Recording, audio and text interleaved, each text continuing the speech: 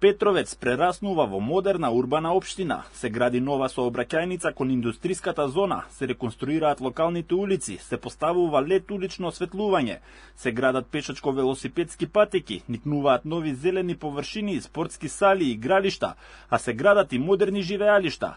Она што е од особена важност за општината е изградбата на нови погони во индустриските зони, кои нудат примамливи плати за граѓаните. Визијата на градоначалникот е од Петровец и Режаничано да се создадат мали урбани места.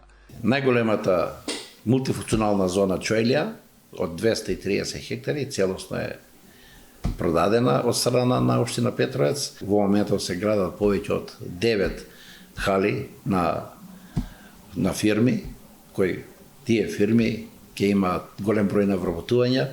Веќе Петровец, населеното место Петровец и Режаничано не личат на селски средини, него на едни урбани средини, на мали градчиња, може да кажеме.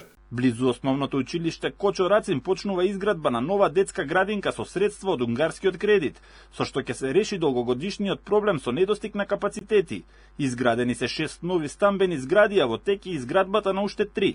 Огромен е интересот на луѓе кои сакат да купат станови, кои сакат да купат парцели за градење на куќи. Там што ќе окупиш во Скопје е повеќе од 2500 евра квадрат, за разлика во општина Петровец е само 1000-1100 евра квадрат.